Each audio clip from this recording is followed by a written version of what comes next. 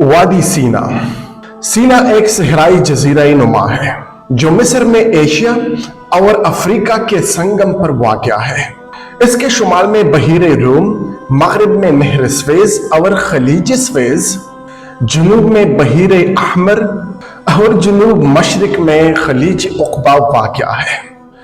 یوں تین طرف پانی ہونے کی وجہ سے اسے جزیرہ نما کہا جاتا ہے۔ صرف مشرق میں سینا وہ فلسطین مطلب اسرائیل سے متصل ہے۔ صحرائی سینا کا رقبہ 60,088 مربع کلومیٹر ہے اور آبادی وہ 1.5 لاکھ سے زائد ہے۔ سینا کا دارالحکومت العریش ہے جو شمال مشرق میں بحیرہ روم کی طرف واقع ہے۔ سینا کا وسطی حصہ دشت تیہ کہلاتا ہے جہاں پر بنی اسرائیل تقریباً 40 سال تک سرگردہ رہے۔ کوہ طور۔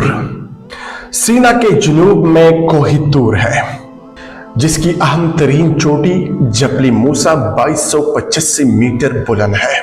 یہاں پر حضرت موسیٰ علیہ السلام کو اللہ تعالیٰ کا جلوہ نظر آیا تھا اور اس کے بعد نبوت بھی عطا ہوئی تھی۔ سید ابو الاعلیٰ مودودی رحمہ اللہ اپنی تفسیر تفہیم القرآن کے سورہ طور کے حاشیے میں لکھتے ہیں کہ طور کے اصل معنی پہاڑ کے ہیں اور الطور سے مراد وہ خاص پہاڑ ہے جس پر اللہ تعالیٰ نے حضرت موسیٰ علیہ السلام کو نبوت سے سرفراز فرمایا تھا۔ یہ مقام جہاں پر حضرت موسیٰ علیہ السلام نے ایک جھاڑی میں آگ لگی ہوئی دیکھی تھی، اور کوہ طور وہ سطح سمندر سے تقریباً 5000 فٹ بلندی پر واقع ہے۔ میدان الراحہ اور جبل ہارون۔ حضرت موسیٰ علیہ السلام نے ارشاد باری تعالیٰ کی تعمیل میں 40 دن کوہ سینا کو جاتے ہوئے بنی اسرائیل کو اس مقام پر چھوڑا تھا جو آج کل نبی صالح اور کوہ سینا کے درمیان وادی شیخ کے نام سے موسوم ہے۔ اس وادی کا وہ حصہ جہاں پر بنی اسرائیل نے پڑاؤ ڈالا تھا اسے آج کل میدان الراحہ کہلاتا ہے، اور وادی کے ایک سرے پر وہ پہاڑی ہے جہاں مقامی روایت کے مطابق حضرت صالح علیہ السلام نے سمود سے ہجرت کر کے یہاں تشریف لے آئے تھے، اور آج وہاں حضرت صالح علیہ السلام کی یاد میں ایک مسجد نبی صالح تعمیر ہو چکی ہے۔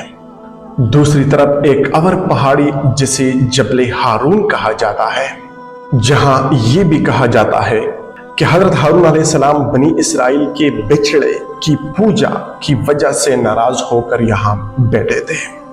اور تیسری طرف سینا مطلب کوہ طور کا بلند پہاڑ ہے اور جس کا بالائی حصہ اکثر بادلوں سے ڈھکا رہتا ہے اور جس کی بلندی 7359 فٹ ہے، اور جس کی چوٹی پر آج تک وہ کوہ زیارت گاہ بنی ہوئی ہے جہاں پر حضرت موسیٰ علیہ السلام نے چلہ کیا تھا۔ اس کے قریب مسلمانوں کی ایک مسجد اور عیسائیوں کی ایک گرجا بھی ہے۔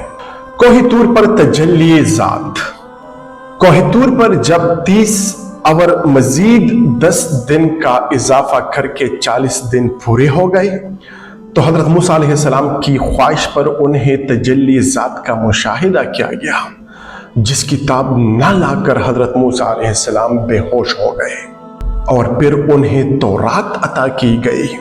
اس دوران بنی اسرائیل جو پہاڑ کے نیچے میدان الراحہ میں مقیم تھے، انہوں نے سامری کے فریب میں آ کر بچڑے کی پوجا کرنے لگے اور حضرت ہارون علیہ السلام کے روکنے سے بھی نہ روکے۔ حضرت موسیٰ علیہ السلام کی کوہ طور سے واپسی پر بنی اسرائیل کو اس کی سزا دی گئی کہ لوگوں نے شرک میں مبتلا اپنے رشتہ داروں کو اپنے ہاتھوں قتل کر دیا، اور اس طرح تورات کے مطابق 30,000 بنی اسرائیل قتل ہوئے۔ اس کے بعد بنی اسرائیل کے 70 نمائندے حضرت موسیٰ علیہ السلام کے ساتھ کوہ طور گئے تاکہ بچڑی کی پوجا کی جرم میں معافی مانگے اور اس سر نو اطاعتی الہی کا اقرار کریں۔ وہاں انہوں نے اللہ تعالیٰ کو بے حجاب دیکھنے پر اصرار کیا تو انہیں زلزلے کے عذاب نے نیند کے موت سلا دیا، اور پھر حضرت موسیٰ علیہ السلام کی دعا پر ان کو نئی زندگی بخشی گئی۔ इतनी बड़ी मौजिज़े देखने के बावजूद जब बनी इसराइल ने तौरात के अहकाम कबूल करने में बस व पेश से काम लिया, तो अल्लाह ने उनके सरों पर दूर पहाड़ को बुलंद किया जैसे वो इनके ऊपर गिरने वाला हो। इस तरह आयात इलाही के मज़ाहिर ने उन्हें तौरात कबूल करने पर आमादा कर दिया। दश्त तीह मतलब सीना वो इलाका है जिसे बाइबल में बयाबानी सीन कहा गया है।